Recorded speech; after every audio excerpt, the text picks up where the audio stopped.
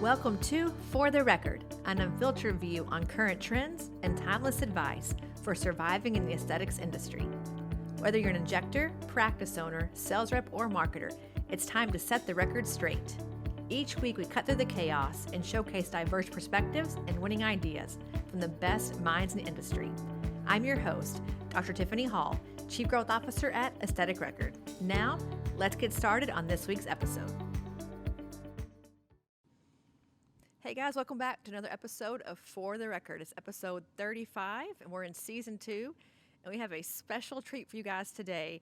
A person who's become a colleague of mine, a dear friend, and sort of a mentor in many ways, and a person to chat back and forth about all the technology things that happen here at Aesthetic Record. I'm happy to introduce today Jason Nichol, who is a CEO and founder of a tech company in Austin, Texas, but also the Chief Operating Officer of Saving Face, a amazing, incredible anti-aging boutique in Austin. Also the founder of Post Love, which is a CBD-based skincare line. 20 years of experience in sales, avid golfer, health and wellness nut, all around amazing, awesome guy. Here with us today to talk about really a lot of things, from building a practice, a private skincare line, to talking about health and wellness, his own journey, and of course his marriage to an amazing injector, Brooke Nichol. So Jason, welcome to our show. Oh my gosh, thank you for that amazing introduction. I don't know if y'all can tell I'm blushing right now. That's amazing. I wish everybody could intro like that when I just walk in the house, when I see my kids. And here comes this guy, this dad. I'm like, oh my gosh, that's amazing. Thank you so much. I am grateful to be here. Well, it's all true. I met you in probably my first few days here at Aesthetic Record, and we talked on the phone. You're like, hey, I'm a tech guy. I understand tech. I know what you're going through. And you were just like, you were a welcome helping hand in moments of crisis along the way. And you've been with us since the very beginning. So I feel like we know you, like we're part of your family. You're part of our family. So it's all true. And you are a guy that wears many, many hats, much like me. You love chaos. So first of all, let's check in with your mental health. How you doing down there in Austin, Texas? We're good. We're good. There's a lot happening right now, right? We're scaling our business quickly, and I say our businesses in Saving Face and Post Love.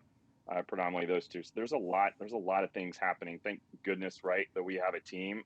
As we grow, you're able to delegate. That's one thing I think we've learned a lot how to do better of, is finding those people who are really good at certain traits and be able to hand those off to those that are better at something than I am. And I think there's a book, Dan Sullivan talks about a book. It's who, not how, right? Like, who's going to help me build this practice, not how am I going to build this, or how is Brooke going to build this?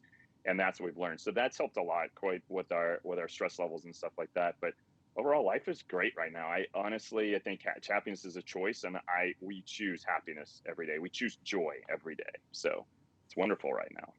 Well, I mentioned Brooke there in the intro. So you're married to a top injector in the country. I think she's one of the top, 14, 15 injectors for lips for Allergan. She was named that maybe a year or two ago. Trains all the time. She's looked at as a KOL, trained in LA. So you're married to like the top talent in your practice, who's also helping you to manage the practice and run the practice. And then here you come in as well with a host of experience in corporate America and doing sales and different things in the construction arena. So you guys have like a really varied amount of experiences that you brought to Saving Face to make it into what it is today, which, by the way, guys, if you don't know, Austin is probably the most competitive market in all of the country for med spas, for aesthetics in general. So to survive there, it's like New York. If you can make it in Austin, you can make it anywhere. It's a crazy market. So I want to kind of peel that back and start there. How did you end up with this various sundry of things in your toolkit in aesthetics? Is it because of Brooke, or you just, tell us about your life, Jason? Oh my goodness. It's funny. So someone asked this kind of similar question. How'd you get started? I'm like, and I think the answer came with this, is like, my start in aesthetics came when I first met Brooke. We were set up on a blind date in LA. I was living in Austin. She was in LA. She was injecting for Garth Fisher in Beverly Hills and Gary Modicke in West Hollywood. And I randomly get set up on a blind date with who is now my wife. And early in dating, she's like, hey, can I show you what I do? And I was like, sure. And then I said, are you going to put Botox in my lips? And she was like, oh, honey. It's like, she realized she had to educate me that that's how ignorant I was, right? Men, and especially at that age for me, I didn't understand what Botox was. So that was my first introduction into aesthetics and understanding that Botox is not going in your lips. So that's kind of where it started. And then when she was injecting and we started dating long distance and we got married, it was when she moved to Austin. She was like, hey, I don't want to raise a family in LA. We want to do this in Austin. And we started, and it was like she was going to go work for someone to do injecting an oculoplasty or something. And I was like, you are not. I am encouraging you are going to go start your own practice. This is what you are destined. She's the most natural born leader I've ever met in my life. Out of anyone I've worked for or been, regardless, she's my wife. She is a natural born leader. And that's when she got started in aesthetics in May of 2013. She opened her own practice and started in a single room by herself, started with my group of friends, and it just organically kind of went from there. She really kind of started getting out and started building and doing, and just Brooke being the magnet and the light that she is, the practice began to grow. So it wasn't in the very beginning that I was involved. I was still in construction at that time, doing commercial construction. And then in 2017, I had lost my father, and that changed kind of everything for me. I think that's when you start seeing that the dollar, I mean, I had this career where money is all that mattered for a long time. And I think when you're younger, we all run into that, right? You're like, want to make a lot of money and do all these things. And I realized that when the quality of life and the dollar equaled each other was the time that it was time for me to leave, right? And I wanted to do what was right, not what was popular. So I left the golden handcuffs of a career and slowly started helping more into Brooke and the practice and aesthetics. And it's just kind of grown from there. Not completely have I been involved, but as we've grown and scaled, we've stepped more into the role. And if you're familiar with EOS, she is that dreamer and I am that integrator, right? Like that's how we kind of make things happen. And so it's kind of like I'm married to the game, and I've started learning everything. As you build back in through aesthetic record and you start getting more into operations in the practice, you start learning a lot. I do not do consults, be clear. Someone's like, hey, what would you do to my face? And I'm like, I have no idea. That is not me. So that would be Brooke. And that's kind of how things got started, and kind of where we, short version of how we ended up to where we are now. Well, I think what you just said at the end there is really important, though, because our audience is a mixture of people who own practices, who are the talent, who are just, a person who owns it and rents it out kind of thing, MSO models. But what you just said about, Brooke is really the talent and the brilliant eye for aesthetics. And by the way, guys, her schedule's like booked up for the next 10 years. I mean, it's crazy town. So she's the one really, involved in that part, the artistic, creative mind behind the practice. You're really in operations. I've talked to you a lot in the past, 3 or 4 years. You are a numbers, operations, things are buttoned up, SOPs kind of guy. How do those two things work together? Like, how do you guys do a give and take where both parts of your, of your genius come to their fruition or the forefront of saving face? A lot of learning or a lot of unlearning. Let's be clear when I say that. And that's very much a place where we are right now. Like, I think, right, like we're born with this idea of how we're raised, right? And I'm not going to sidetrack because it's going to come full circle, but I believe that we are programmed, right, a certain way from our parents, they're raised certain ways.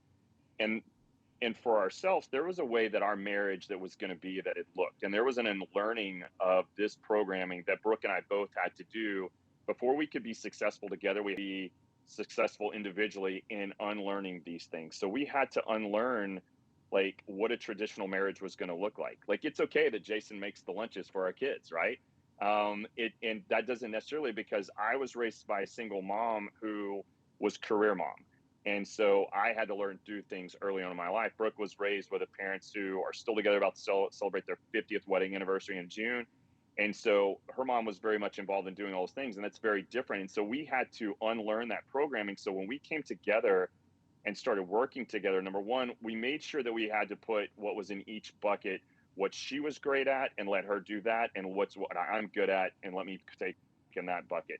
But there's not times that we didn't have issues, right? I mean, working together as a marriage is a difficult task because you don't know when to shut it off, right? And I'm sure if there's anybody that's listening, they understand if they work with their spouse or significant other, like there's a time that we cut it off at night. Like, this is the time we don't talk about work anymore. We don't talk about work when we're in bed. When we go on vacation, we don't talk about work. Like, it's vacation and it's meant to be that way. And so we've had to learn how to work through that, and it's not without growing pains. From the outside looking in, it may look like, oh, everything's perfect, but it's work, and it's the best work we'll ever do. So to be able to let her be the leader, the CEO, the brand, the magnet, and the light that she is amazing for the company. Where I get to step in is to shine in my abilities of those systems and processes and operations, and be able to button that up, so it makes her job that much easier. And it's been a lot of fun. It's really, especially right now as we scale, it's been a lot of fun to take even bigger steps that, we weren't thinking of 2 and 3 years ago. Well, as I listen to you, first of all, your marriage looks like the picture perfect life on Instagram. By the way, if I like want to be a fly on the wall in your house because it just seems so harmonious and happy and copacetic, and so I think that transcends to your business. Working for people who like each other, whether business partners or marriage, spouses, whatever. I think when you work in a place where the leaders get along and leaders are happy and they're all, working toward the same goal, it's a much different environment than when there's constant bickering, fighting, punitive culture, all the things that we see, a lot. And to that point, we have a lot of folks watching and listening who do all that by themselves. So they are fighting with their own inner demon of, am I the creative today or am I the COO today? What am I going to be doing? And so I look at you, think about, gosh, you're splitting the load of this massive practice, these massive operations, and there's two of you working towards this. So thinking about if it were only Brooke doing it, like what advice do you have for a person who's like, I'm doing it all. Like I'm going to do the whole thing by myself. I'm going to figure this out. A, do you think they're crazy? I do. And B, like how do they help to outsource this stuff to somebody else? God, that's a really great question. And I've seen this firsthand, right? Like, so I tell people, and I'll always preface this, I don't give advice. I only share experiences. And I feel as though that's what's helped me with other people, that I've learned from them. So what I would say and what I watched Brooke happen is when she started by herself in a single room injecting, she did do everything by herself in the very beginning. I mean, she did everything, learning how to set up the business, learning how to do appointments, making the phone calls, calling back every patient. And I would say to anyone, what I saw with Brooke is the moment that she got an assistant is the moment everything changed. Her first assistant, Natalie, was the moment that someone was answering the phone. So Brooke could then be what she was great at, right? Being that injector, being that visionary, being the creative, and being able to be relatable with people and not have to stop so much and do all these business things. And I would say to anyone else, Brooke did it at a time that it was soon enough, right? Wasn't too late, wasn't too early. It was a time that you're finally like, she made the jump, and it was a nervous jump at that time, moving from that point of being by herself. But there's not a moment we look back and say, wow, we wish we would not have done that, right? It was one of the best decisions she ever made. And then as you grow, right, she added another practitioner, brought on a nurse practitioner. And so then there's two injectors in one. And then all of a sudden, then you realize, you know what, I could be that much faster, that much more efficient, more engaged with my patients if I would bring on a medical assistant. So in our practice right now, every provider has a team of two, a provider and a medical assistant. Those medical assistants will rotate, so everyone knows how everyone operates. We don't have one person with one person constantly, so they're rotating through. But when that happened, it was like, oh my gosh, again, a change, right? You see, this is benefit for us to be able to benefit from more sales or revenue or more time with our patients and more connectivity with them, right? It's about relationships. So when Brooke was able to let go and not think about business or even handling all the medical stuff and reconstitution, she was more about building the relationship with the patients. And that's when the practice organically grew even more, right? So I think for those people who are doing that, see an example like another person who did it, because she did it organically. We literally have never done an ounce of marketing. We've never spent a marketing dollar in 9 years except on SEO that we started in 2019. And it's probably some of the best money we ever spent, right? So it was all of those things of Brooke building those relationships, but she would not have been able to do that if she didn't grow the staff to be able to support her. So I tell anybody, don't be afraid to jump. You'll be glad you did. You may think it's too expensive. It's not. It will pay off. I promise. Every time. Well, it's ironic you say that. I just had this discussion yesterday, Jason, like yesterday afternoon with my own sales director about employees who don't produce revenue are actually the key to producing revenue. If you think about like your assistant, right? She or he in your practice is not selling things in many cases, but they're freeing the person up who's great at selling to go sell more or to go inject more. So people always say to me, if I hire another front desk girl, I make no money off her. She's just she's a liability, not an asset to the practice. I'm like, but think about all the things she can take off your plate so you can go do the things that do make money. I think there is a paradigm shift in our industry. When you come from corporate America, you know this quite well, right? Because this is kind of beaten into your head about you have to have support staff around you. But in a medical practice, it's often not talked about. Like, another person. I need an injector who can make money, not a practice manager. But there is a shift, I think, occurring where to what you're saying of, if I can free up the time for the creative to go be creative, then I can make more money long term. It's worth the investment. So I've never heard someone say, I wish I hadn't hired an assistant. Gosh, what a terrible choice that was, to your point. We had Gretchen Friedling on last week. She's like, I'd waited too long. Had I done that 6 months earlier, I would have been even bigger. That was the key for my growth. So I'm hearing you say it again, like 2 weeks in a row, we've heard this, that this is like the thing you have to have. So I appreciate that. And to the same point, you guys have a chief people officer at your practice, which is not a normal thing. You both believe in culture. I've heard Brooke talk about culture. I've heard you talk about culture. How does that fit in? Because I think you're both people who really invest in others and really care about their own growth and their own development. How have you brought that perspective or that mindset into Saving Face with some of these additional roles? Yeah, I mean, culture is everything. I think it's the driving force, and I think it really parlays to what we were just talking about when you say mindset, right? So to kind of circle back on that for 2 seconds, this with the fact of thinking, hey, I'm going to hire another front office person, and say that chief, and this is where it correlates into what you just mentioned. Our chief people officer was our very first assistant hire, right? That's who she became. Natalie became so valuable to us that she knows the patients. Brooke can be like, hey, do you know the patient that comes in that drove this car or had this haircut, or remember her boots that day? And Natalie go, oh, that's Lisa.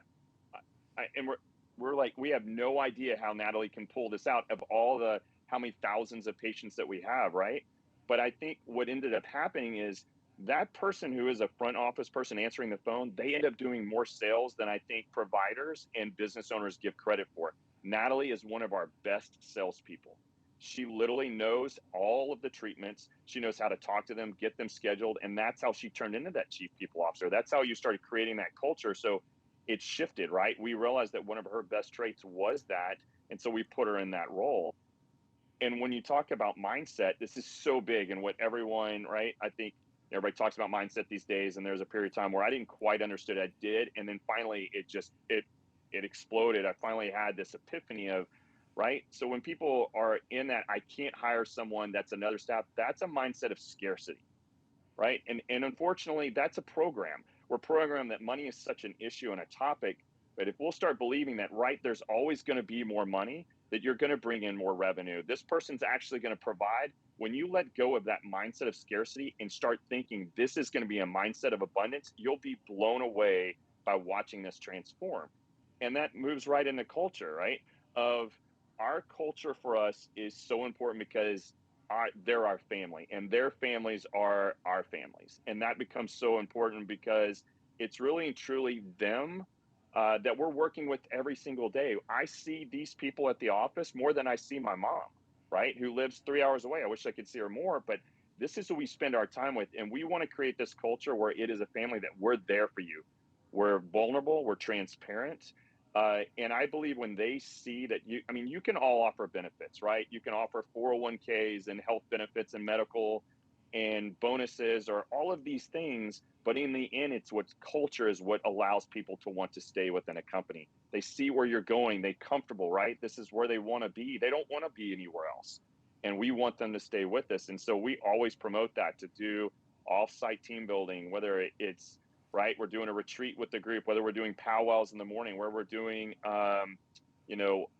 charity work and stuff like that, in serving the homeless or going and cleaning up around the lake. Like, those team building things build that culture more and more. And it's fun. Even, I'll tell this story. Last night, we're sitting in the office and everyone was done. And there's like, we're in Brooke's room, and Brooke and myself, and I look over and there's 5 providers and medical assistants and admin staff, and they're just giggling and laughing. And we're in this very small space. And I looked at Brooke and I said, it's great, isn't it? And she just looked and she just smiled, because she knew that's culture, right? To see them giddy and laughing and just being a part, like, and that's what I think helps us make a successful practice, because they're committed, right? They're committed to the company, committed to the relationships within the company. And it's not viewed as work, right? It's somewhere that they love to come to work every day. And that's what we are told to build. So that's why culture is so important for us. What, And that's why chief people officers are necessary. On to that point, think about your patient base, seeing this on Instagram, because you guys, your Instagram posts a lot of these fun things with the team. I see you guys going out and doing, team group events and outings and things. How do your patients perceive that? Because I think people who are in that mindset of scarcity need to have a justification to invest in that, and a justification to make the choice to do the extra work it requires to create a great culture. how does it impact your ability to retain patients, to surprise and delight patients, to even recruit great employees into the practice who will then, again, treat your patients? I mean, again, it goes back to it's always relationship based constantly. I think that's what matters most. Right? Perception is one thing. I mean, people are going to see, and again, unfortunately, social media isn't real, right? We put these things out there, and we try to be genuine. So what comes through, what you see day to day, and this is how I put it. I told Brooke one day, I said, look, you built out your real world, right? Like you go in practice and people meet you and you're magnetic in your office and they walk in, they're like, this is a medical practice. Like they just don't think that this is right. They're so used to a totally different look and feel. And so I was like, hey, I want your digital world footprint to match your real world footprint. So if that means the website, if that means social media, we want that to come through to know that this is who we are. Like we're not trying to be someone that we're not, but it always comes down to that relationships in everyone. It's up to everyone from the person who greets, the person who answers the phone, to admin staff, everyone. We want them to have a relationship with our patients. We want them to know all the medical assistants by name and be able to talk like, oh my gosh, like, how's your daughter? Like everyone knows everyone. And I think that when that starts happening, that's when the practice changes, right? Because it is such much more, it's not transactional anymore. That's where it changes. And for those practices that are out there that it becomes transactional, like, for people who are low cost on certain things, like that's transaction. They'll pay more for relationship, right? People want to come in and feel like they can come in and they can open up and be vulnerable themselves.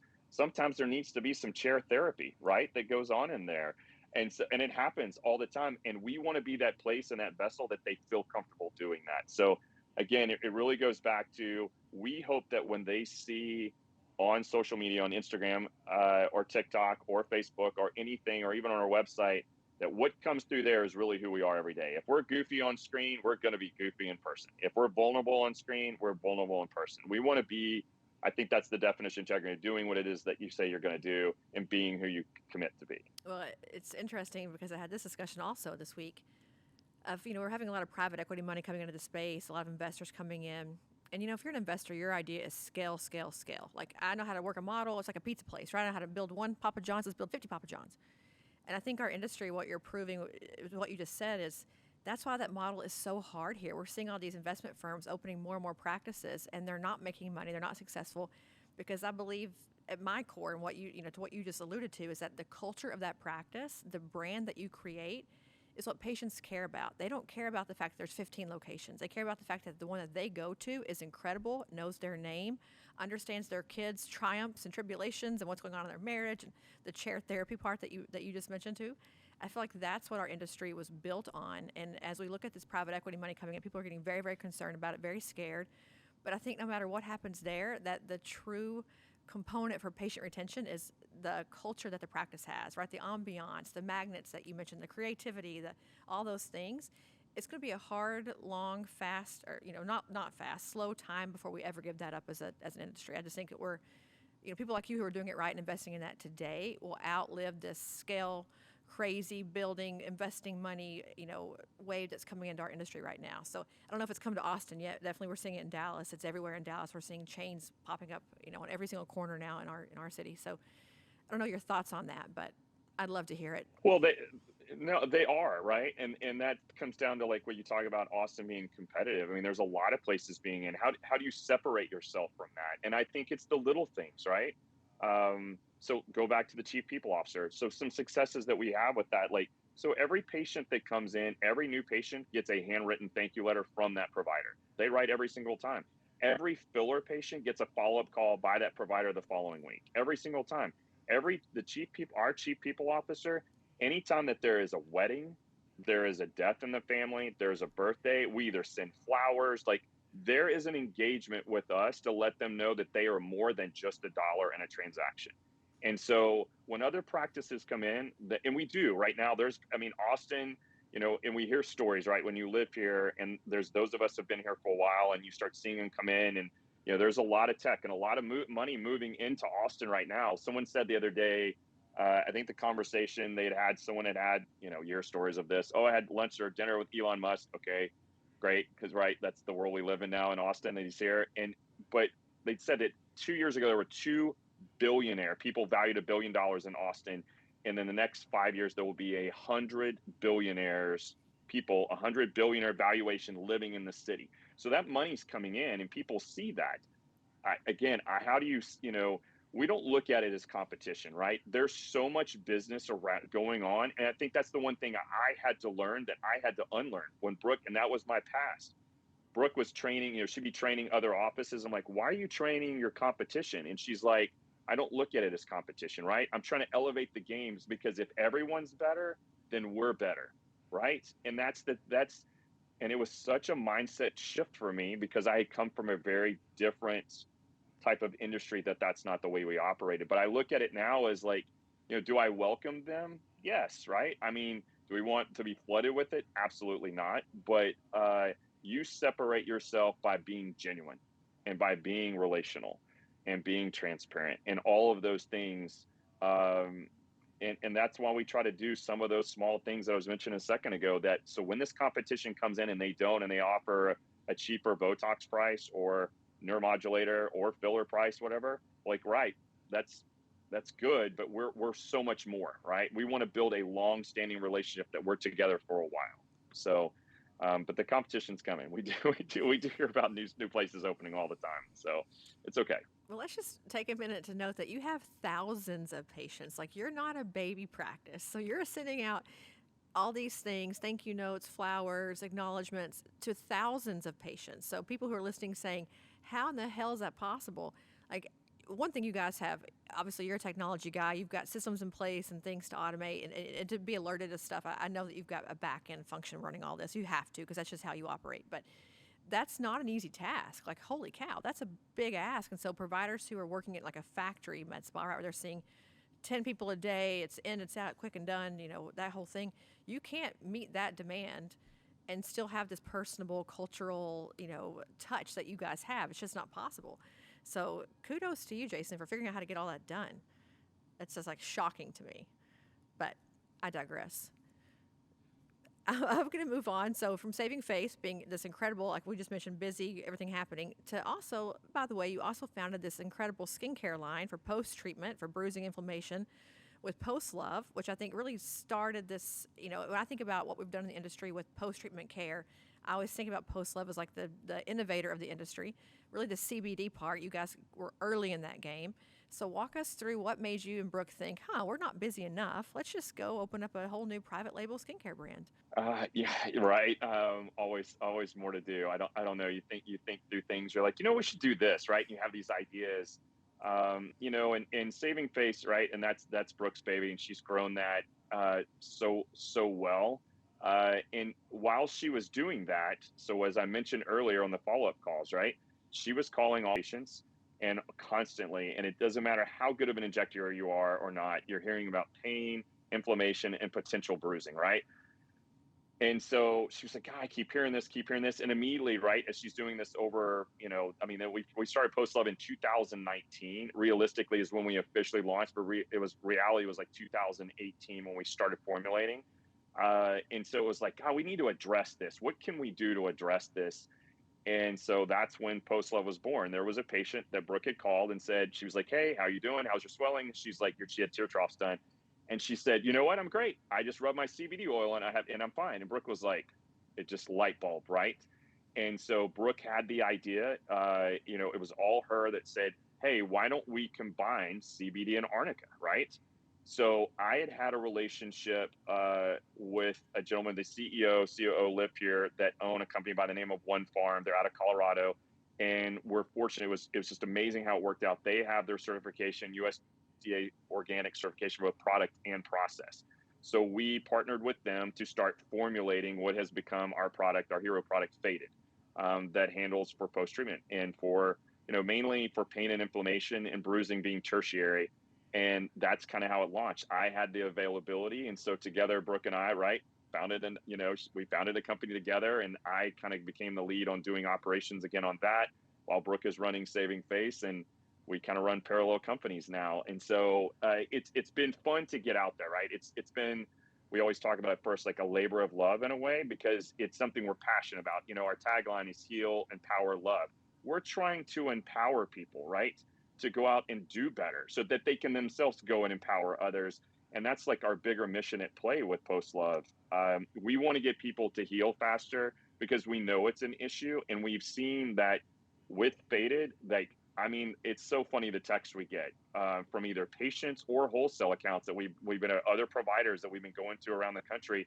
And they're like, at first they're kind of like, oh, this product's pretty good. We'll try it. And then I get a text. I was on top of a Ferris wheel with my children at the fair, like probably 3 weeks ago. And someone from Miami account was like, oh my gosh, this stuff is amazing. Right. I'm like, yes, we just love you to try to see that what it can do. Right.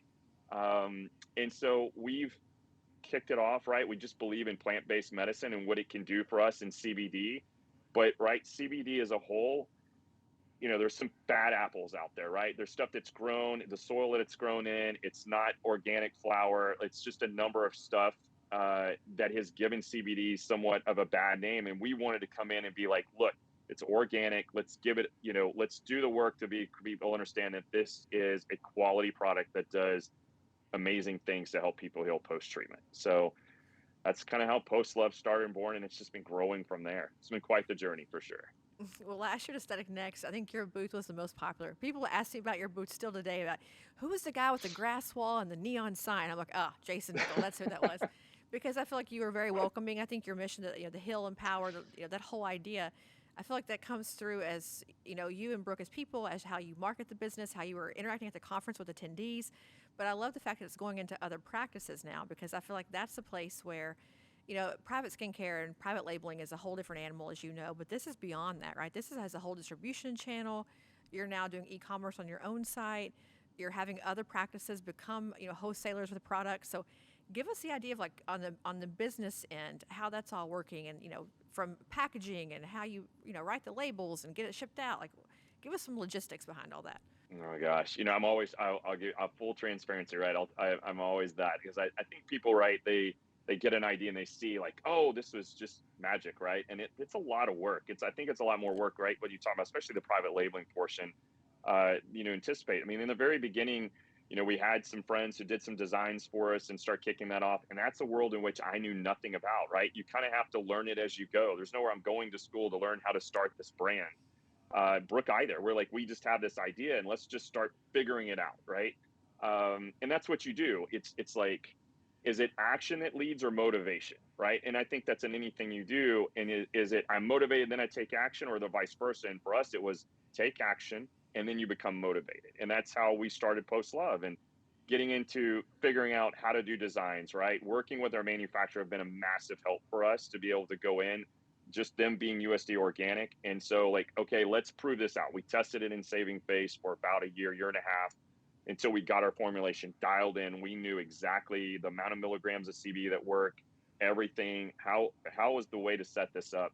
And then from there, I was like, okay, it's working here. It became Brooke's #1 skincare line above all skincare lines. We outsells everything because no one really has an issue with post-treatment.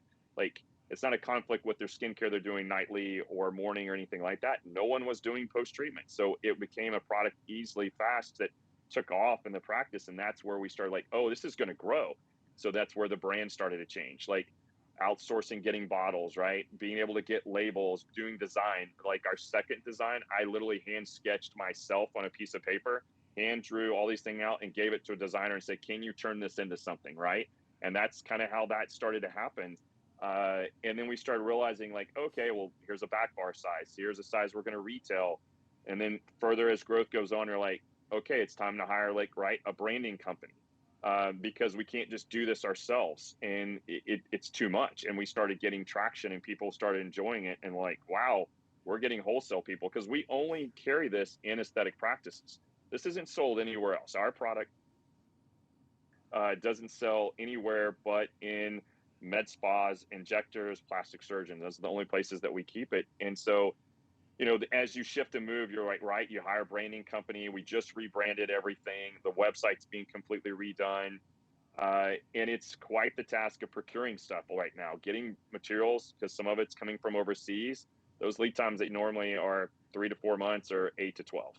and trying to get packaging dialed in and getting and understanding color codes and RGB versus Pantone versus CMYK. These are things I never knew anything about, and we've had to learn on the fly. And sometimes you just learn by making mistakes. And I think that's any business, right? You make enough mistakes and you learn, and then you just don't do that again, and you keep moving forward. You never stop. And so Post Love is something that we're very proud of. We love it, how it's been. There's, again, I'm learning something new every single day. We do e-commerce it. We did just hire a marketing company. We've done no marketing since 2019. So in 3 years of the existence of the company, we've never again spent a dollar in marketing, but it's about time that we do, because we've had so much organic growth with how many people have come on as resellers, wholesale accounts, that it's time to really let everyone know more and more like what this product can do. And for us, like it's not so much, it's not about the money, right? Portion of our money will go to charity. Like that's why I say it's a labor of love. We're trying to do this for a bigger purpose than, is this another source of revenue for us? Like, we're trying to leave a different mark. And this is not, we don't have VC money. This is not private equity. This is all Jason and Brooke all investing our own time, trying to create something for a real purpose, right? And that's Post Love. It's become a lot of fun. I enjoy working on Post Love. I think as I think about the brand, beyond the story of it and all the things that that it stands for and the charitable contributions and really that's the backbone of you and Brooke as people behind it, is the fact that Brooke found a need. You found a need and said, "There's nothing else like this right now. We have no other options as practitioners. We have to have this. Everyone gets a bruise. Like, to your point, let's face it. I don't care how good you are. Bruising is just a thing that happens. Inflammation happens. Let's go solve a problem. Like, let's just do a good thing for the world and go solve this problem that no one's able to solve. Arnica is not enough." And I think about, oftentimes with private label skincare is people who make another moisturizer, another HA, another vitamin C. Like, there are thousands of them. Like, and yours may be great, and I can appreciate that. But at the end of the day, find a hole and fill it. And I think your ability to sell is so much greater because people look at you and say, "Gosh, I have this massive need, and look here, all of a sudden, here's this great product to fix it for me." So I feel like that's, if anything for your growth, propelling it is, if you're listening to this, like, there is now a solution. And by the way, I've heard great stories about it. I've talked to people who've used it in their practices, who've loved it, who've met you at the conference and brought it in, and they're having great success with it. So I think beyond, again, the mission of it, it actually works. It works really well, and it's solving a really, an unmet need for the industry. So I hope it grows to, a massive level and that everyone's using something like this. But I think to your point about CBD being very controversial, we have that issue here because we do a lot of marketplace selling and things that we've not caught up as a country yet to say that CBD is okay. Even credit card manufacturers don't, or credit card processors don't want to use it, or it's a high risk, it's a problem. How do you guys combat that? And like, obviously there's new FDA studies coming out about CBD. It's becoming more of like a normalized thing, but how do you I shouldn't say convince, but how do you explain to patients and other practices the benefits of CBD and kind of get past that objective handling part of it? Oh yeah, that's a good one, right? Because yes, there is, so immediately the stigma, right, is that people are like, CBD, oh my gosh, it's right, it's marijuana, right? Where it's THC, I'm going to have a psychotropic effect, and all this stuff. And what we have to explain to people is there's a farm bill that passed in 2018 that says that CBD, as long as it's industrial hemp, which ours is made from, and it has, as long as it contains 0.3%, that's 0.003 level of THC or less, then it is considered legal in the United States. And that's at a federal level. And so, we tell people and they're like, oh, because again, it's a learning. They've only heard what they've heard, whether it be through media or magazines, to understand what really CBD is, what it's not. And so that's kind of the first thing we do. And a lot of patients, so it's a difference between faded as a transdermal, so it's topical, but it actually has a driving agent that gets in the dermis. So that's why I call it transdermal, versus a tincture, like an under a tongue, that we do have those. We'll have patients who are what we call needle adverse. And so they're just a little anxious about needles. And so sometimes we'll ask them if they're familiar with CBD, but we'll let them take it beforehand. And so they're like, is this going to make me high? And we're like, no, it's not going to make you high. The percentage of THC is almost negligible, right? Or they'll ask, we've even actually asked someone that had a DEA agent license, like, is it okay that I can, prescribe this, right? Or military. And we go through and explain to them, like, again, how little that it is, and that this isn't marijuana, right? And you're right, the credit card processors, for a while, it was quite an issue. because there isn't institutional financing for quote unquote the cannabis industry. And this isn't cannabis, this is industrial hemp, which is different. So it's been something where, I think what we found in different parts of the U.S., there are some places, right, that if you go to Los Angeles, right, they're well versed to that. And then I'll find some more conservative states, maybe in the South, that are just not well versed in CBD, knowing what it is. So it just comes down to educating them and explaining what it is, providing them enough material to give them some background and goes, oh, okay, this is okay, right? My patients aren't getting high. So that's kind of like, because that's the stereotype. That's what people think CBD possibly is. When really what it is, it's just a cannabinoid that's creating homeostasis in your endocannabinoid system, right? That's what's so nice about it. It helps that inflammation. So if you're taking it sublingually, swallowing and doing tinctures, it's going to help and heal internally. Where if you're taking topically or transdermal, it's going to help externally. That's what CBD is amazing for. It has other benefits besides that. Here's the one thing people don't realize, and we didn't either. It's antibacterial and anti-inflammatory. So we had a patient come in and said, "Hey, have you guys ever thought about putting Faded on acne?" And I'm like, "No, we haven't thought of really that use case." They're like, because there were masks, right? You were getting maskne. They're like, "Oh, I had this cystic acne and I put it on and it made it knock it out." And I was like, and again, we just hadn't thought about that being as a benefit, right? CBD being great for, and a topical being great as antibacterial and anti-inflammatory, and it just knocks out acne. So again, a random benefit that I can throw in there for you. But that's what we see is how do you change and just not convince, but educate people on, away from the stereotype that CBD is not marijuana, right? And it's becoming more mainstream. People are becoming more familiar with it, right? Better products are coming out. So as time leads on, it's difficult when you're early, like we were in the space, to be able to not combat that, but just to have to go up against that in the very beginning. But that's where we're seeing more and more adoption. People are calling and being like, I have been looking for a CBD product like yours to put in my practice, right? And they're like, thank goodness you have it. And we love those patients or those clients. They're our best accounts that we have out there. Well, everyone thinks that you're crazy until you're right. That's the way the world works, and I know that you know that because you're a guy that jumps out on the ledge with both feet and just goes. But to that point, I think we've all kind of learned in the past several minutes that you're very much a health and wellness guy. That you're looking at the whole person. You and Brooke both. I mean, your lifestyles are very healthy. You're the picture of physical fitness. But we had a discussion, you and I, yesterday about really thinking of your internal fitness, your internal mental fitness, and how you as a person are functioning. Again, if the inside's not good, the outside doesn't really matter as much, right? You can be beautiful on the outside and a hot mess on the inside. But I want to kind of dig into that a little bit because I feel like you're like a biogenetics, health, functional medicine guru. So I want to talk in a sense about your own experiences with that and how you as a person, again, being very high strung, very motivated, go for the dollar, golden handcuffs, how you ended up in this place that you're in now and like what that transition looked like. Because I think many of us who are listening, who are in this industry, we work all the time. We're crazy people.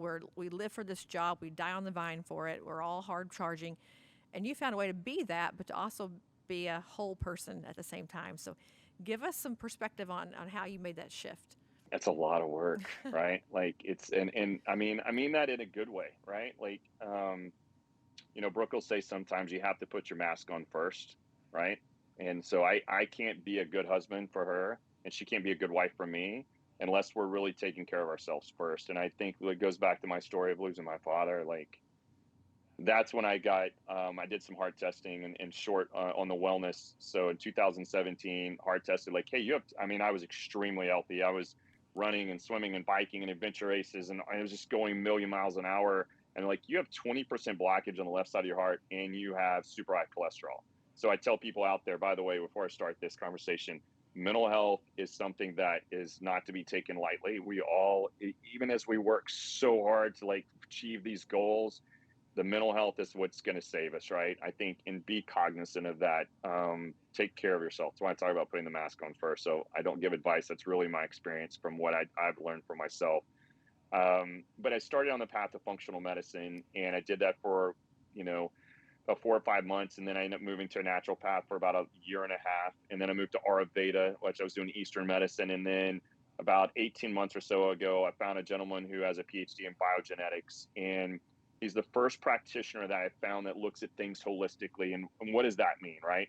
So when you go to, I'm going to go to my general practitioner or I go to an orthopedic. That's what they specialize in. But Ryan, who I started working with, and it was a gentleman of mine, a friend of mine has a podcast, who turned me on to Ryan and introduced me to him. He's the first guy that says, Jason, I can heal you physically, but if you're not healing yourself emotionally, spiritually, and mentally, I can't heal you. I cannot get you on the path of healing.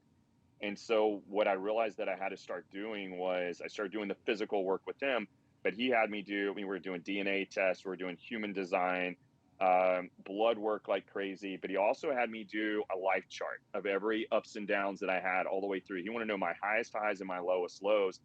And he's like, you have to start working on your traumas, right? And so I had to go back and do a lot of inner child work. Like I literally had to start diving into the things that I had pushed way down in my life, and bring them to the forefront. And almost like I always say this phrase, like sometimes you got to turn around and just let life hit you right in the mouth. And that's kind of what I did. I mean, I had to look at how I was programmed from my parents, unlearning. I've talked about the deactivating, how I was programmed, or how I parent, right? How to become a conscious parent, how to be a conscious adult.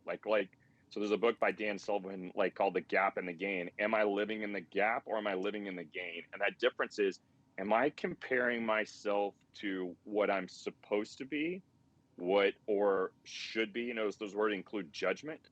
Or am I looking to where I came from, where I started and where I am today, and just being happy, right? And being joy, like finding flow. Like finding my flow is seeking joy in everything that I do. Am I enjoying that? Is it bringing me joy? And if I am, then I'm in flow. But what happens is when you're living in that gap and you're looking toward what people expect of you, what they think of you, and you start living in fear, your mindset changes, all of these things. This is what I talk about, the mental health. When you start looking in that and living in that world, it's almost like you're in quicksand. It's almost like you're drowning. You're struggling. And so I started working with, right, I started doing trauma release exercises. They're called TRE, and you can Google them and see some stuff that you can do. I started working with a theta healer, someone who starts, they're kind of a therapist, but what she does is she goes back and puts you in a theta state, and you work through those specific things from ages 0 to 7, when you became programmed for this one thing. And what I had to be aware of is being a parent, my children are 7.5 and 4. This is where you program them, right? Where they are getting and learning so much that's going to set so much of their life. And that's where I need to be conscious in how I parent. So going back and healing those things and working through all of that is what has helped me be able to manage the stress, right? Be able to juggle all the things that we do, be able to want to help people. Like, how do I do this? I know that if I'm going a million miles all the time, that I'm not doing myself the justice of taking care of myself so I can be better for my family, better for our companies, better for our employees. But it all starts with me. So I consistently make sure, whether it's I'm working on my, what I'm eating, or my mental health and podcasts I'm listening to, or what I'm reading, or at least getting 3 workouts in a week. That for myself is me doing self-care first. That makes me better for everything else that we do, especially my marriage, especially my children. So I know that's a lot of deep stuff, and people are probably looking right now and going, oh my goodness, right? And it's hard work, but I promise you, when you start it and you look back and you start diving these things that you've not wanted to, you will be grateful that you have. It will be one of the best decisions you've ever made in your life. And it's been hard, but it's great. I look back and I'm grateful that I made the step that I did. Well, I think it's telling. I was reading an article this week about people who are CEOs, COOs, C-suite in general, but also those who are founders, who are the doers of the world, that they are far more likely to have mental illness. That their stress is like life altering, deadly in many cases, and they attribute that to the fact that people who have a natural need to perform, to create, and to generate, or manifest, whatever you want to call it, usually stems from trauma in their childhood or life-altering events where they had to learn to survive and to overcome. And think about being an entrepreneur, you're overcoming something, right? You're overcoming opening a business, making it successful, the next issue, the next chaos, the next problem. So they talk about, when you look at mental health awareness and mental illness in general, look at the top of every company in America and you'll find childhood trauma. You'll find things that made them, brought them to their knees, that was life-altering, life-ending, that they had to work through, because that same work ethic and resilience and formidability is what allow them to become an entrepreneur. But they have to still go back and deal with that trauma in order to keep leading in a better, more evolved way. And so I think it's, your story, because you're telling it, seems to be, it's different, right? Because you're the one telling it and you're really being vulnerable about it. But I think we all have that. I think about my own childhood. It's crazy. Lots of things happen there. But I think for anybody who is running a practice, who is that creator, that generator, that go-getter, these are things that are very real for all of us, that we're all, this show's about surviving in aesthetics. That's a survival thing you have to figure out. You and I have both done human design. I'm a generator. I think you're very similar to me. But like, how does that all work with even with you and Brooke? As you're going through this, I think you have business partners. So Justin and I have done this kind of stuff together as business partners, figure out how to run a business and coexist. How do you do that with Brooke as far as like the practices? Who is she at her core? Who are you at your core? And making that kind of work together. Yeah, I mean, I'm grateful beyond the fact. I mean, my wife is just, she is such a wealth, right, of experience and knowledge, and I'm grateful that I have someone that is, she has pushed me, right, to get to this point of working through these things. And I say pushed as encouraged, not as in, shoving me over the ledge or anything. She's like, she's constantly working on herself, right? And she's always like, hey, like it's always an inside game, right? And so for us, as she's working on her and I'm working on me, as we're both constantly leveling up and who we are individually, when we come together, it's just that much bigger and better for us, right? And so in our human design, as you talk about, which is, it's just kind of what would it call, how would you decide human design? If you gave a definition for our listeners, what would you call that? I think it's just like organically who you are at your core based on like the forces of the universe, not to sound like a unicorn, but it is kind of that, like what you bring to the table naturally and organically because of, just your birthright in a sense. Yeah, it's like a genetic guide, right? It's a combination of like Kabbalah, astrology, Qing, and I think quantum physics, if I'm not mistaken. And so it like brings all those together and it says this is basically who you are at your core, right? And that's kind of what you mentioned in your question. And so we actually did a call together, Brooke and I did both. So we did one, I'd done individually, she'd done hers. And then it was like, hey, if we overlay our both human designs together, who are we as a couple, right? And where are the things that we need to watch for? So whether it be, you're learning about your Enneagram. What was the one that you did the other day we were talking about? We do DISC here at AR. So where you're doing that or anything, I think it's important to find out how you operate, right? And so we figured that out as a couple and where we were being off. And like, for our example is I am very much one when I'm in intuition and it's in my body and I feel it in my body, it's a quick decision for me. Brooke is one, she's an anomaly. She's what you call a triple split. She is a generator. I'm a generator. But I'm a single split, she's a triple split. And in that for her, she needs to take a little bit longer to make decisions and she needs to kind of sit with her. So that was our learning, right? Of like everything else we matched up well, where if I had something, I didn't have something quote unquote turned on, as you know, in human design, she had turned on. So it was great that we overlapped in that way. But I think sitting down and doing those exercises with either your business partner, your spouse, your partner, whoever that may be, is very encouraging to see how you both operate. And that's how I think it's helped us be able to learn better that how to work together and still also marriage too, right? How we keep both of those going. So yeah, I encourage anyone to really do something like that. It's been really beneficial for us. And I think whether you believe in it or not, right? Let's say that your person is like, I don't believe in all that hocus pocus. Whether you believe in it or not, the fact that you're sitting down with someone saying, how do we best fit together to achieve our goals is progress, right? That's learning in and of itself. The act of doing it, whether you believe in the source material or not, the fact that you're spending time deciding as a couple, as a business, partnership, how do we come together to create a better, more, peaceful, productive, spiritual environment for both our family, our employees, the community, friends and family, whomever. Just doing the work is the journey, I think. And I think people get really confused about, I don't believe in Enneagram. I don't believe in this. I don't care what you believe in. Just do something. Just move forward in some way toward a better you. And then good things will happen because that you are, because you're trying to get there. So I don't know, I'm a big believer in that. It's almost like goal setting or, goal minding as you go through life. But you're a big goal guy. So I want to hear how you think about, we discussed atomic habits, how you think about goal setting and working towards things, not out of consistency, but out of actual productivity and moving forward.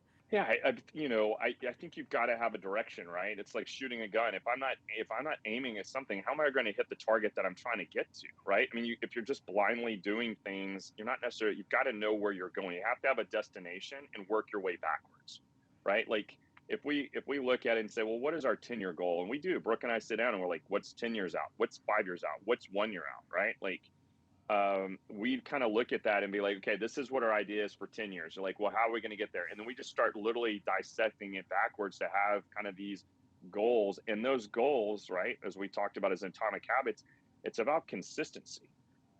It's about doing the small, mundane things over and over again consistently, right? And I mean that as in beneficial things. I'm not going to go home and eat, a box of Oreos every night. No offense to Oreos, they're amazing.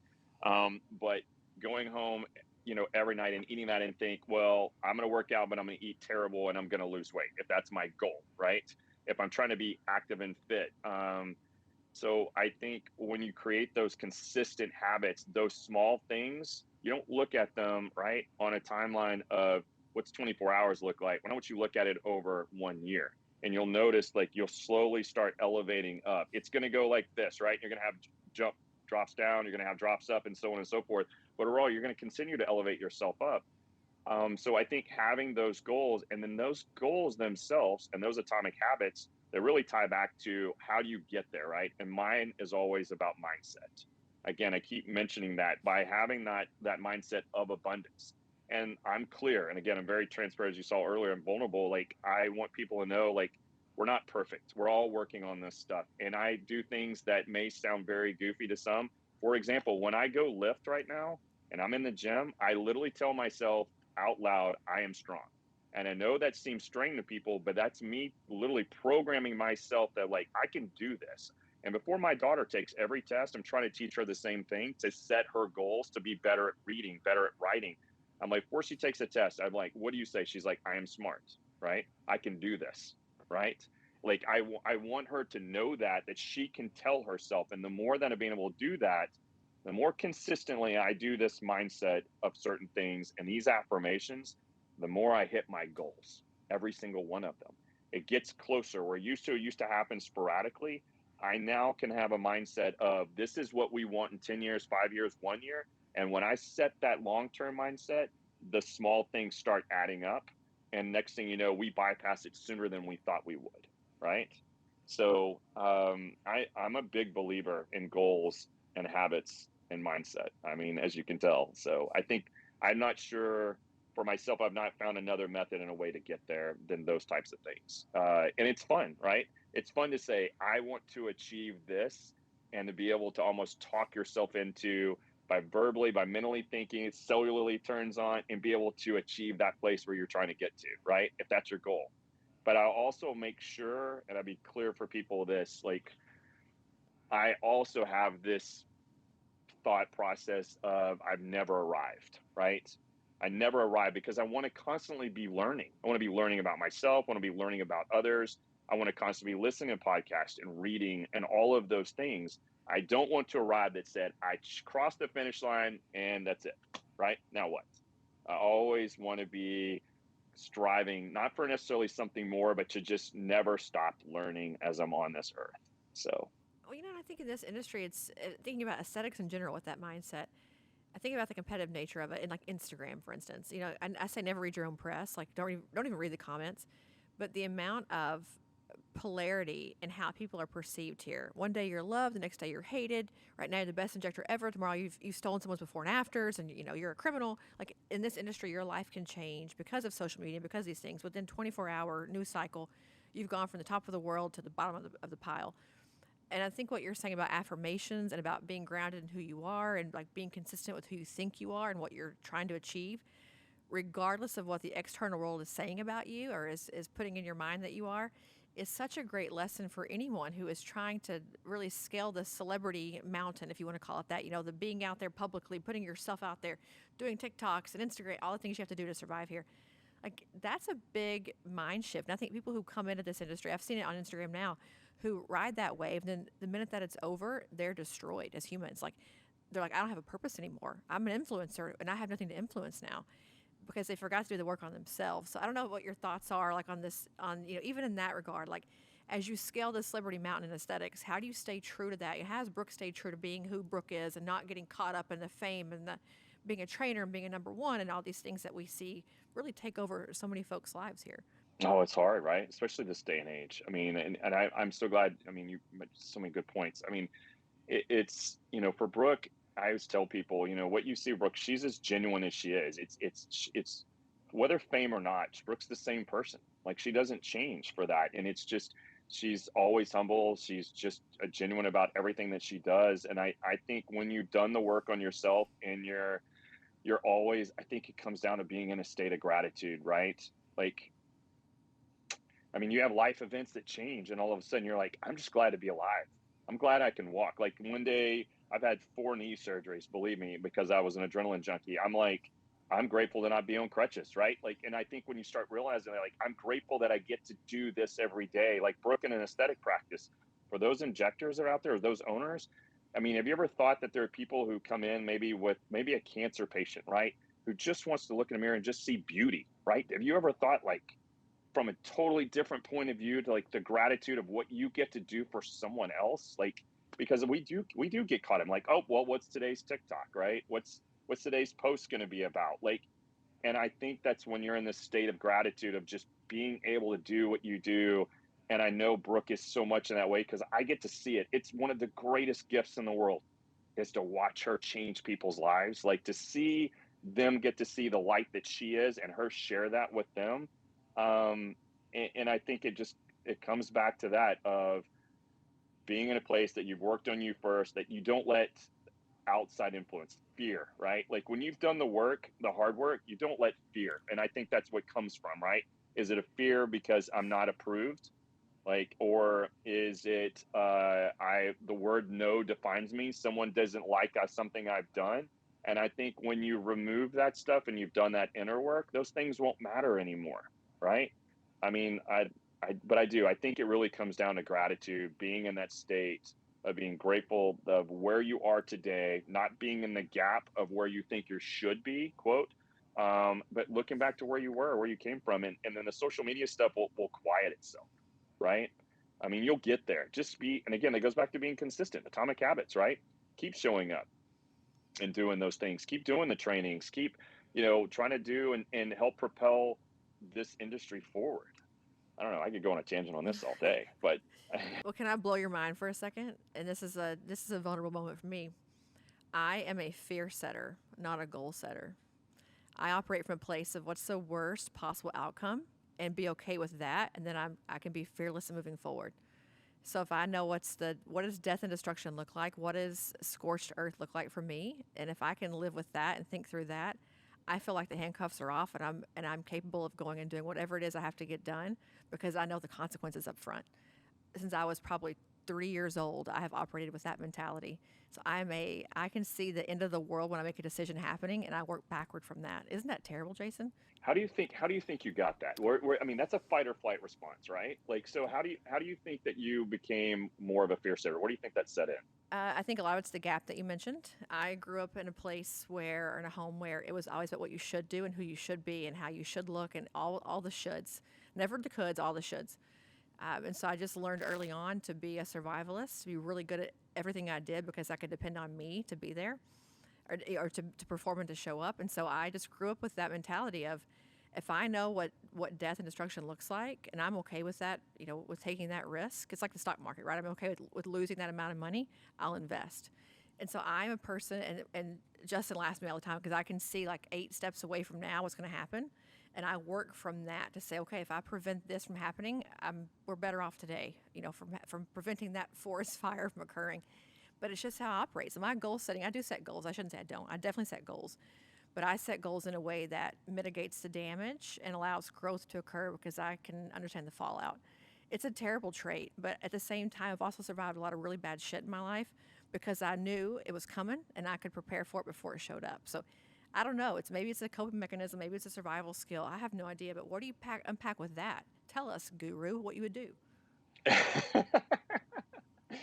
I mean, I think it goes back. It's learned, right? Something happens somewhere along the way, right, to get you to that place. And I'm not saying that I haven't been there, right? I mean, I first of all, I appreciate you sharing, right? Because I think that's the hardest thing is people opening and saying, "Oh, this happens to me," right? I don't want to let everybody know that I'm not perfect, right? And that's I kind of had some of that in my life when I was growing up. My dad was a military father and was like, "This is the way it's going to be," right? Drill instructor in the army, and so it was tough. There were some tough days growing up in there, but I wonder where along the lines if like I guess I would ask that. I mean, I'd always ask more questions. Were your parents that way, do you think? I mean, did you like where do you think that probably you picked that up if there's someone else in your family that might have had it that you could have seen it that you were close to? Well, my dad's an entrepreneur, and so in 1985, when I was a very small child, that's like that. One day you're rich, one day you're poor. One day you're rich, one day you're poor. Like living that oscillation or that dichotomy of life as an entrepreneur. Doing what he was doing, and even now, obviously we were.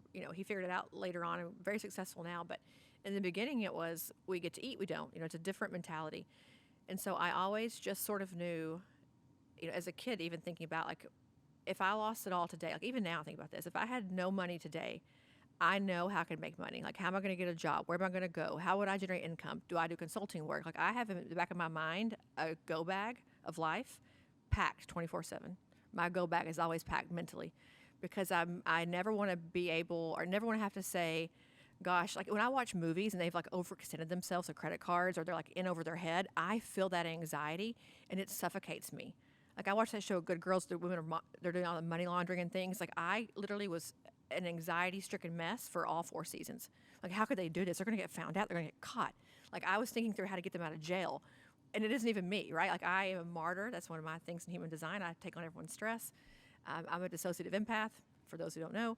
But anyway, it's just the way I operate. Like I just operate with the idea that if I lost it all in the morning, could I rebuild it and could I survive and could my child eat? Yes, good. We can move forward. Like it's my morning checklist every day. Am I still able to produce and move forward? Okay, we're all still intact. Let's go on with our day. It's just a check-in I have daily. Isn't it terrible? I know it's awful. That's well, who determines whether it's awful, right? Like that's the thing. Like who's making that judgment whether it's awful or not? If that was what propels you, I'm It's not true. here one to judge you and say that's right or that's wrong. If that's what works for you, I think I would ask, be like, hey, what if you took a small step and you try to do it in reverse? What if you said this is the only outcome, right? And this is, I think, right with any practice, especially people that are opening. If we're being like, and we're talking about aesthetic world, like, hey, I'm going to open this, and you're going to tell yourself it's only going to be successful, right? There's nothing but success, right? And nothing but believe that. And I'm sure if for what you're telling me, and again, I am only one from experience, not from a medical background of psychology or psychiatrist, to be able to say like, I'm sure if that was where it was, like you said, one day it's feast and one day it's famine, right? One day you eat, one day you don't. There's that thing you're like, all right, I'm going to choose the worst and I'm only going to go and I'm going to plow through it. I will tell you, as you probably well know, some of the most successful people in this country are people who have generally built it up, lost it all, and they had the same skill set you did or do to be able to make it all back. There's never a question for that. And I know that about you. Let me tell you, if there's anyone I want on my team, my gosh, it's you. That's a million times over for sure. I mean, oh, let's be clear. You are amazing. How you do what you do. You always talk about me juggling things. I am blown away by how much you handle and do and how y'all propel Aesthetic Record forward as much as y'all have. I mean, it's amazing. So it's all kudos to you for sure.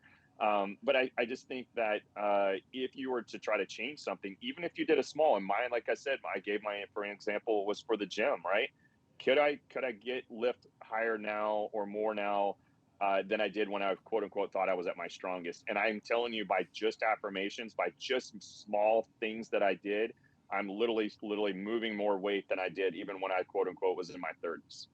So, I would challenge anyone who has, as you say, that has setting fear goals to say, what if I changed one thing, one goal, just one time to see how it worked out and gave all my cellular energy to it, all my thought, everything to see how it worked and see if it shifted your thought process, right? And the outcome.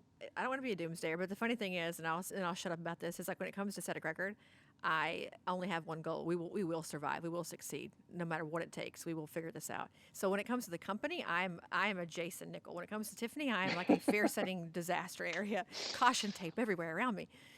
But I think people, we try to be real here at this For the Record podcast.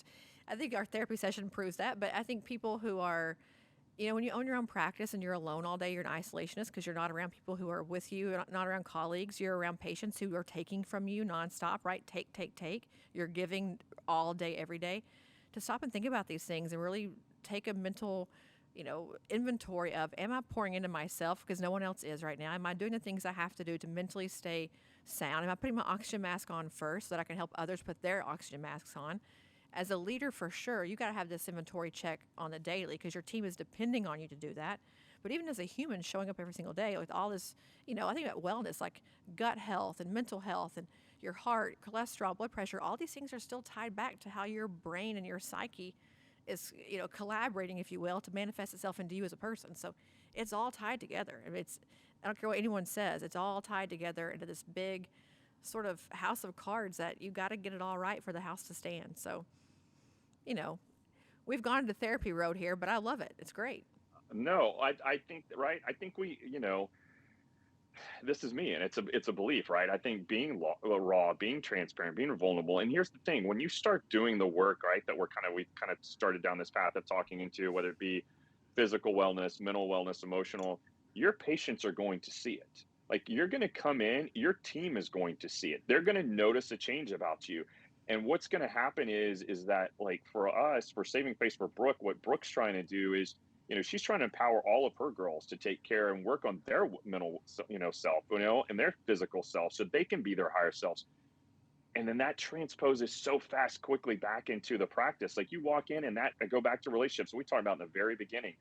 How we become so successful, how has Brooke made this company as big as it is because it's about relationships first. And when you've worked on you, number one, that chair therapy, you're able to be relatable to those people. You become vulnerable and transparent, and they're like, oh my gosh, you become a resource for, I'll make it up, theta healing, people doing biogenetics, like all of these different things. Say, like, I've dealt with hair loss or weight gain or something, whatever those things that come in, and then you become relatable to them, and that relationship just grows. You're something more. It becomes community, right? They're not patients, they're community. That's where it changes. So when you start working on you first, it starts spreading everywhere else, and they will sense that energy. Whether you believe in high frequency, vibration level, God, Buddha, energy, whatever, they will sense it. They will know. I promise. It's like it starts, and that's why I say Brooke is such a magnet and a light, because she's done so much of that work, and when she walks in, people feel it, and that's what I think why the practice has become what it has. It's all. I mean, everything for Saving Face is because of that and the work that she's done and spread, and it's a great thing to watch. But those patients will recognize, right, the way Brooke has with hers and herself. They'll recognize that you've done the work. Well, I'm going to go out on a limb here and say that you're a big part of it too, Jason, because you're keeping all the business operations in order, which, being the light and being a magnet for patients coming in is how you're driving the business. But you got to keep all the books in order and the inventory done and the operations handled. So I think you two together are really the perfect idea of like a yin and a yang, are equally yoked to move the business forward. So for the record, you have been a fantastic guest today. I have enjoyed this. Gosh, I'm sure we're over an hour now. We could talk for 8 more hours.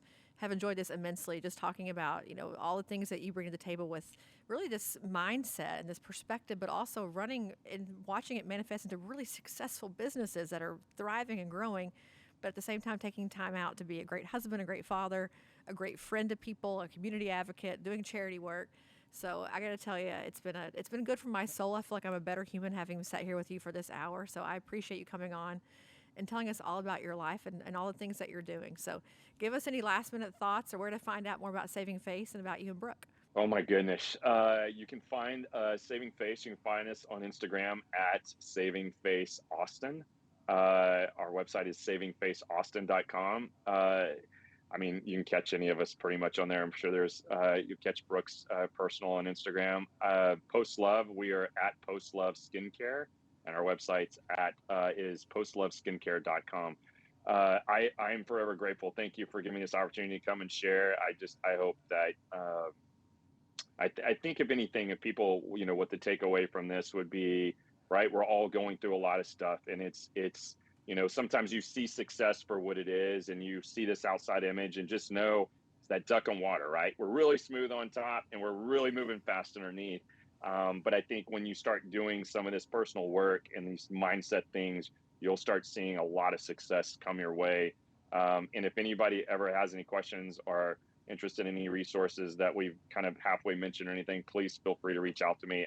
I'm always about sharing experiences and sharing as much as possible. So thank you for having me on. It's been great. I feel like we could keep talking for a couple more hours. We could. And you guys will see the Nichol dynamic duo at Aesthetic Next. So Brooke will be doing a live demo of lips. She's going to be doing a whole relationship talk about how to connect with your patients.